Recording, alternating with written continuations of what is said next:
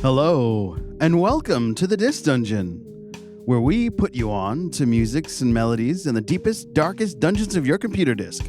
I'm your co-host, Joe Dove, and with me as always, Julian Valencia. And if there's one thing we love talking about, it's music.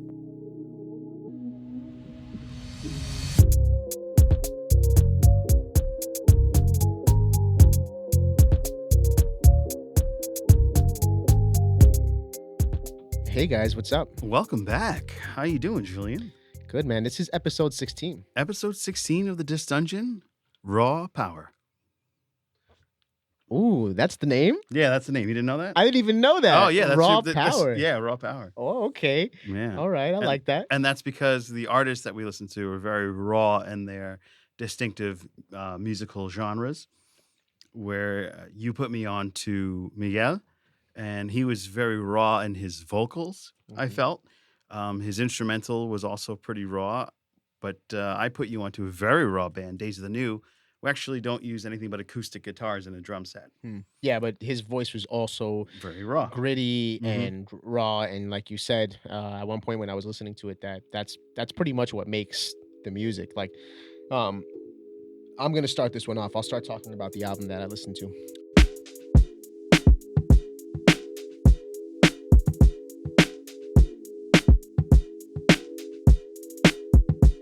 Days of the New, the singer himself is incredible. You know, he belts some really incredible notes. He has a low register. He's got a lot of bass. He's got a lot of raspiness in his voice. He's just a very memorable and enjoyable voice to listen to. But my comment was that throughout the song there was zero dynamics. Like the song stayed in one place every song, and it got to a point where about the third or fourth song it just was predictable at that point. And there was no, I made sure that I listened all the way through to see if there was any variant, any change, and there wasn't. And that to me in general is something that I don't like, but of course that's my opinion, and It's all at relative. the end of the day, you got to listen to form your own opinion.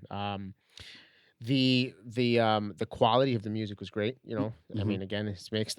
Even though I would say that sometimes when his belts would come in, he would come in really hot, and I don't necessarily know if the engineer at that point did it in the best way. And this is coming from a purely audio engineering standpoint. I was just going to say, Um, like, you got to keep in mind, this is also like 100%. mid-90s. 100%. And Yeah. you guys got to understand where my head is at. And that's probably why you're listening to the show at the first place, because you get you get these contrasting perspectives. You as a listener may not realize these things, but me, or actually, let me give you guys more credit than that, because I feel like the audience always knows what sounds good and what doesn't sound good. I think that it's just a lack of vocabulary that allows you to explain what specifically is throwing you off. Right. So in this case, I believe that the belts could have been faded in differently, unless that was a stylistic choice, unless they wanted to like really it wanted to be that abrasive, right? But in my opinion, those belts would have benefited from just from a, I mean, I guess from a better mix where like you're still feeling the power of it, but it's not so much as it's not such a crazy jump from a low volume to a high volume, if Mhm. that makes any sense to the viewers out there. So that's my nerdy rant. But yeah, I would say that in vocals I would give it a 10. In instrumentation I would give it a 7. And in preference I would give it a 5. Ouch. Yeah, man. Yeah, just like I was really not in touch with it Mhm. past a certain. There was like some cool guitar work that I liked, but Mhm. it wasn't enough it wasn't enough sustenance for me. Right. Yeah. Because, it's funny because when you had put me on the last episode to Whitey Belcher Sings the Blues, you were talking about, I was talking about how Whitey Ford sings the Whitey blues. Ford sings the blues, right? Yes.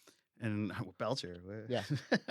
We were talking about how his voice was pretty raw and it was Yeah. powerful, and he could go from like your hip hop type of realm and then jump into a genre rather, and then jump into that blues, and his voice would carry. And he had like the acoustic guitar, and it reminded me a lot of Days of the New, but the difference is that Days of the New is less engineered towards the the fine line between rap, hip hop, and grunge. So I felt like Eminem had come on the scene. It changed the dynamic to the point where everybody was kind of coming away from grunge and leaning toward that type of genre, and it developed a whole new world. And I felt like that was pretty much the end of the grunge era. Mm. And Days of the New was one of the last newer bands of that time.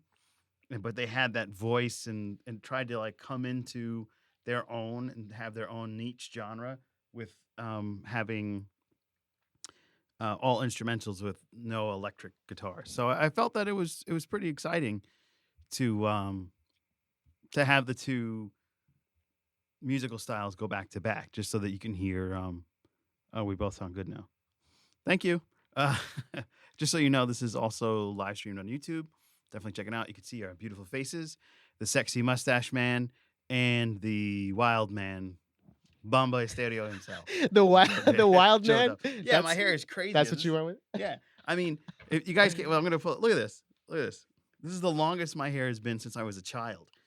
That's because of there's no hairdressers or anything like that. No salons. But I kind of like your hair, bro. I don't know. It's wild. To me, it's wild. It's like all over the place. I try to comb it and it goes, nope. And I go, stop. And it goes, nope. And I put gel in it and it goes, ha ha. So, Hey, man, embrace the curls. yeah, I'm embracing him. I'm embracing him. We got no choice. No, you're embracing. Yeah, I'm bracing. He's bracing for it. I'm like, here we go. Here we go. All right. So, I put you on to Miguel. Miguel, And and- the album was called Kaleidoscope Dreams. yes. And I loved it. As you know, I'm a big Prince fan. Prince's guitar work is something that I wish I could have gotten to that level. I always think that people don't give Prince enough credit for his guitar playing, and hearing the guitars in Miguel's work was also a nice throw. I feel like they lined up perfectly. My favorite song was "Adore," and I kind of felt like it seemed like a Prince wrote it. That was very Prince inspired. Yeah. You can hear how much Prince lingers on and is immortalized in other people's music. Though Prince didn't have any children himself, he left such a mark on so many different artists and music fans. What's that? It's a good point. Yeah. I mean, he left a mark on so many different folks that it's going to be, he's immortalized. I mean, musicians usually are immortalized because they're when they shuffle off the mortal coil, their music still lasts for generations and eons, so to speak. We're still listening to, musicians from the turn of the century. We even featured some of the more racist vaudeville stuff with the Ice Cream Man truck a couple episodes ago. But like I said, these people pass, but their music still will continue, and it'll bring other genres and other artists into that same vein. And Miguel definitely pulled that off quite well. I'm actually going to put Miguel on to two of my friends. My uncle, actually, I think he would appreciate it. He's a big Prince fan. And my accountant and dear friend, Marcus, because Marcus is the biggest Prince fan I've ever met. So I'm going to be really interested to see how that reacts. Is he as big as a Prince fan as you are a Sting fan? I am. Every breath he takes and every move he makes. No, I'm asking you is he as big of a Prince fan as you are a Sting fan? Yeah, because every move he makes. Oh my God. And every breath he takes. He mentions Prince. I made it. I did it. No, but Miguel was a fantastic album. I'm really excited to actually dive into the rest of his discography, because it's nice to hear some new music that, even though Prince isn't with us and we're not going to get music from him, to hear somebody else that kind of gets that. So this is going to be wild. Production value, I thought, was super epic.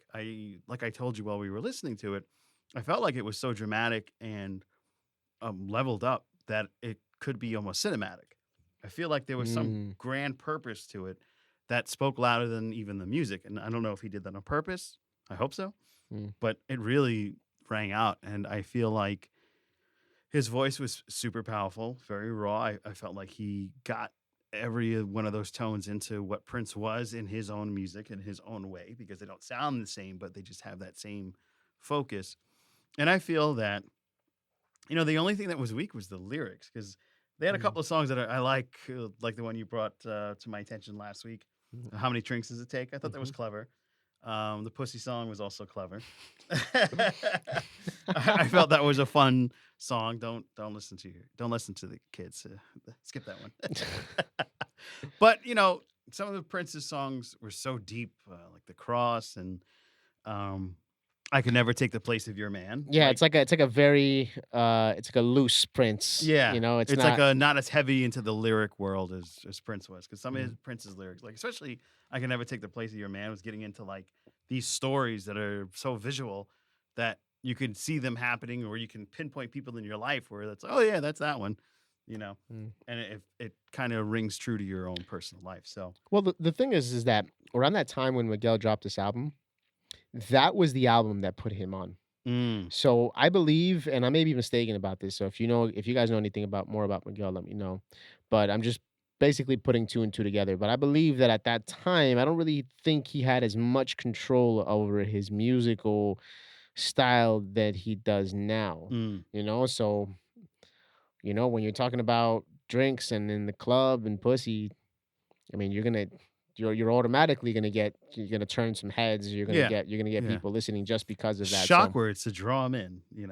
exactly. Yeah. So, but if you take a listen to his more recent things, you'll see that the lyrics start to change. Okay. You know? So he grows as an artist. Yeah, exactly, Yeah. exactly. Oh, Or I or at love least that. or at least whenever I hear that saying that the artist grew, I think that is definitely true. But I also think that the artists a lot of times outgrow their labels. The artists outgrow they outgrow some people that are around them, and sometimes they don't.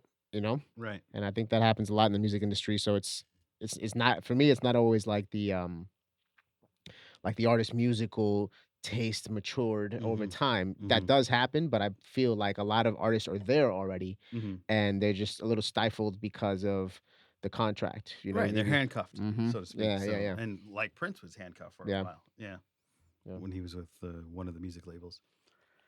So, all right, here's my numbers rundown. So I'm gonna give him. Um, I'm gonna do just run the numbers. I'm gonna do nine. What's Product 9? nine. Just explain because I think the audience won't know what you're referring to when you say 9. So our our list breakdown Yeah. is production value, Okay, which is a 9 you're which is a saying. nine. Okay. I thought it was amazing. Mhm. Um, the genre that I would listen to, connection to my own Mhm. genre, I would give that a nine because Okay. that's definitely like I'm a Prince fan. I listen to My Chemical Romance because their one song, Evil Urges, sounded a lot like Prince. I Mm. always want to hear that sound. And like I said, it's something that I seek. So I'm surprised I didn't hear it before because of the genre connecting. So that's a nine. And the only thing they didn't do for me was the lyrics, Gotcha. What'd you you give know. the lyrics? Yeah. But other than that, he got three straight nines. Oh, so the lyrics. So L- the lyrics are 9 as well. yeah. Oh, okay, No, gotcha. no, excuse me. But the lyrics is not on our rating, is it? Vocals, lyrics. The vocals, I think his vocals are a nine. That's why. Oh, gotcha. So you're saying, but that all plays in, right? Right. Because if you're right, so if his vocals are a 9, they're almost perfect, but the lyrics themselves Right. I are brought it down. brought it down. So what would you Yeah. say? What would you give it at that point if you were putting both in the same category? If I was putting both in the same category, it would be like an eight because Okay, of the lyrics being cool. a little bit empty. Okay. You know, I mean, it's fun, but empty. Yes, Yeah. So, all definitely, right. So 998. definitely empty. Yeah. Yeah. Yeah. Yeah. 998 Yep. exactly. Let me just see. All right. Well, there you go, guys. That's the music that we put each other on to last week. We have a second segment, and we were having a conversation earlier. Right. This section itself is usually called "Music Saved My Life," which to us was a powerful title because music has always been associated with points in our lives that we've needed it. That we've felt weak or we've felt vulnerable or strong or happy or celebrated. In any kind of like extreme Circumstance that circumstance right or that we needed to lean emotion. on something else besides a physical pillar. Yeah, music has always Music been would there. get us there. Yeah. So, "Music Saved My Life" seemed like a good title, and, as of recently, as we've been going through the episodes, we realized that this section, we talk a lot about what we listened to that week and how we felt at that moment. So, we have a question for you as the audience. We wanna know, do you want us to keep the title of the segment "Music Saved My Life"? Or would you rather recently played? Recently played. Yeah, so, yeah, "Music Saved My Life" or "Recently Played." Um, We're gonna have a poll on the old yeah, well, Instagrams. yeah, exactly. On social media, we'll have it. We'll remind you guys. But by next episode, we're gonna make a decision on either changing it to recently played because honestly, what I do when we're on a podcast with you guys, I look at my Spotify, I look at the what I've played this week, and I start talking to you about my experiences through listening. You know what I was going through while I was listening to that music. So recently played definitely has we feel gives us maybe Scope. a broader scope where we can talk about the same thing and maybe introduce other elements as well. Yep. Yeah. I think it's a great moment as we grow as a podcast. So let Well, us know below. but yeah, but like I said, so music saved my life.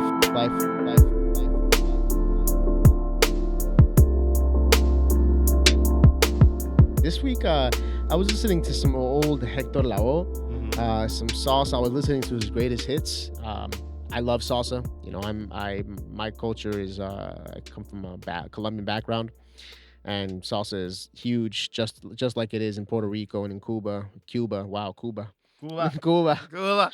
Cuba. I was putting on some Corona Rhythm of the Night. Oh This wow. is the rhythm of the night, Yeah, I right? used to love that song. Yeah. So I was just jamming. I put boom boom boom. I mean, I say well, Well, say wow, boom yeah, boom that's the boom. good stuff. Word, and then because I put boom boom boom, this song came up. I only listened to like 3 seconds of it, but boom boom boom boom. I want Put you you in in my my room room and spend the night together, together cause from now you and me until forever. forever. Boom Yeah. boom. Right. So I was chilling. You know. You know what's funny about that song? My old job, I was obsessed with Enigma as much as am with Sting. Sting is more constant, but Enigma I like jump into in the fall. I don't know why, but they were my ringtone. And they had a song called Boom Boom, Mm. and my old boss used to make fun of me. She goes, the thing would be my heart goes boom boom boom every time I think of you. So my ringtone for my whoever I was dating with at the time would go, my heart goes boom boom boom, and then my old boss was like, so come back to my room and sing that song that you just sang. And coming We were together together with from you now and until forever. forever. Yeah, so I mean, I don't know. I think I had a lot outside of work this week. I had a lot of very good moments. You know, drinking with friends and walking around Williamsburg and checking out the protest, being part of a protest. Nice. Hence Um, the shirt.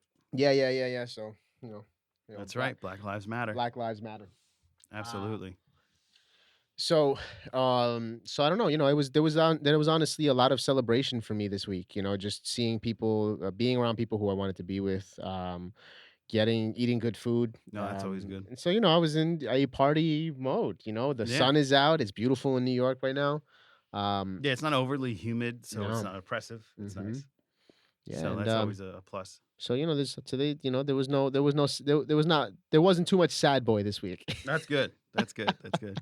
Well, um, for me, in my world of music, saved my life. I've been dealing with some new challenges at work that have I don't want to say enabled me, almost pushed me to the point where I have to figure out how to manage my time again because I had a set regimen with this hunker downer lifestyle that we're living where stuff would come to my house, I would review it, I would take photos, and I had this rhythm going.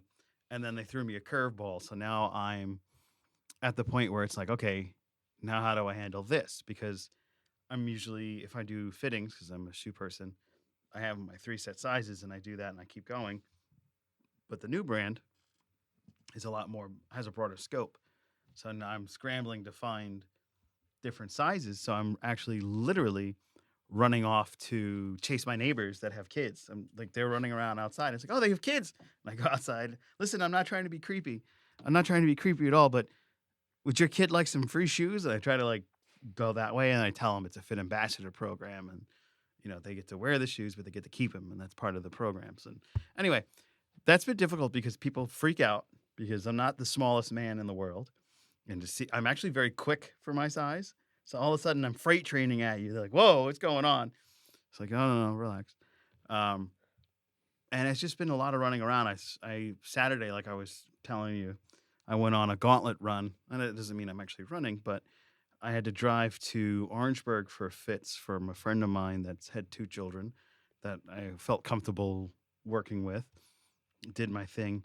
Then I ran up to upstate New York, well, Upper Westchester. Let's not say upstate.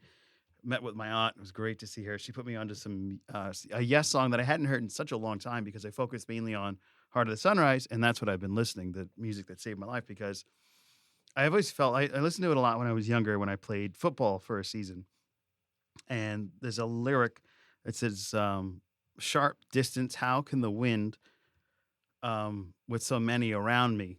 And to me, I always interpreted that as the planet itself is kind of giving you this gust of wind to help you facilitate that which you need and to take that chaos that's in your life and organize it so it's something that you can manage. So I've always listened to that song when I've had a lot of things that are hitting me at the same time. And it's such a great song, and it was great to hear it again.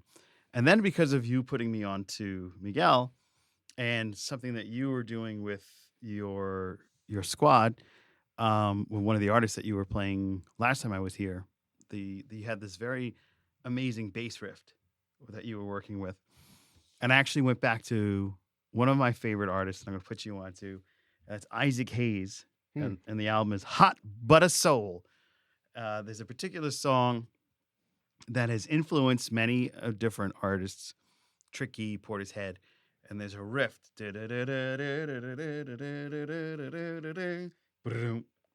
and you're gonna hear that originally for the first time in its original splendor with Isaac Isaac Hayes. Hayes. Yep, You're saying that this song, you had mentioned that this song is one of the most sampled. sampled Yeah, bass lines of all yeah, time. I would say so. I know it's Okay. written somewhere that it's on the top, if not one of the. So I Okay. definitely want you to hear this bass line. And Isaac Hayes, what's the name of the album? Hot but a soul. Great. Yep. All right, guys. Well, like we said, let us know if you like Music Saved My Life or if you like Recently Played as the name of this section. Not much will change, but marketing purposes, brand purposes, let us know. Let us know what sticks in your mind. Yeah. Would be easier for you to hashtag? What would get you to share our links? True, true. Recently played or music saved my life. Yeah. So now we get into the fray that I enjoy, and that's behind the beat, beat, beat, beat.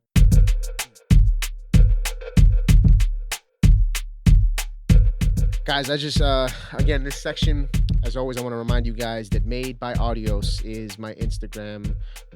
I'm sorry, not my Instagram, it's my company's Instagram. Um, our company is Joel, Henry, and me. We are three producers, artists that came together to work with artists out there, to develop artists, to develop music. We can take you from the the beginning of making a song all the way to a full production, recording vocals, live instrumentation. We do it all. Uh, June 1st, we moved into the studio that we're at right at the moment. Look at it in its splendor. Just a little more, so you see not half of my body. And Keyboard. business for the past 2 weeks has been a little slow. Not due to us not having the clientele, just we focusing on the furnishings of the place, the operations, the logistics of everything. But this week coming up, starting tomorrow, is our first full week, and it's getting real, man. It's getting challenging in a great way. Obviously, when you're doing something you love, it doesn't feel like work. It can be challenging. It can take you through some obstacles, but it really doesn't feel like work to me. I get up and really I'm able to do what I love, Yeah. and I'm so blessed for that.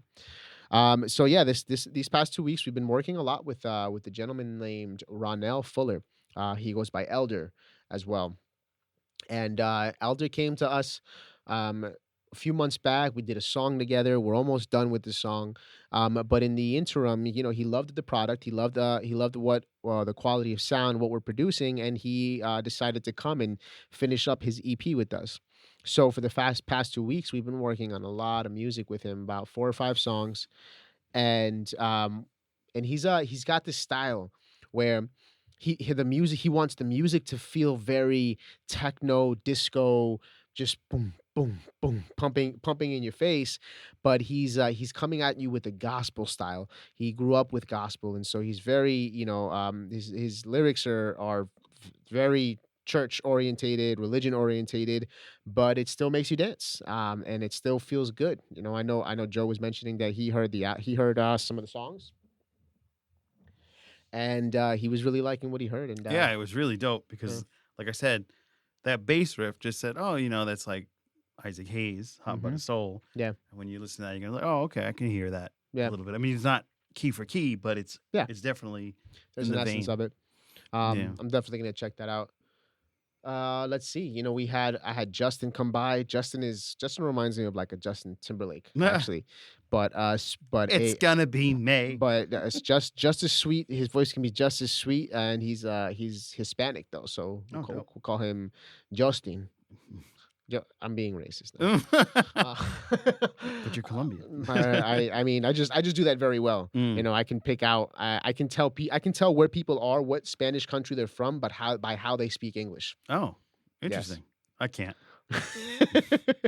um, I could tell you if you speak English to me, if you're from the South, I can differentiate. that's great. Or if you're from, As long as you can do that. yeah, I could do that with American accents. Let's see. So we had Justin. We have Diego coming in tomorrow. Diego is un reggaetonero. He does reggaeton. And so we have a song that we're gonna finish up. We have a couple songs we're gonna finish up because he's actually coming tomorrow and he's coming Tuesday for 6 hour sessions. Wow, So we're gonna spend. marathons. Yeah, exactly. We're gonna spend we're gonna spend a good amount of time Hmm. working on his stuff. We're gonna get him a product that he can be really proud of. Awesome. I'm looking forward to hearing that. Yeah, and that's it, man. I mean, like I said, this week is we're projecting a lot of business coming in, and that's pretty much the behind the beat section. Well, then I hope that other folks that are listening right now that want to have their own music sessions with you are prepared to go and reach out to us, to reach to you, to book your own made by audio session.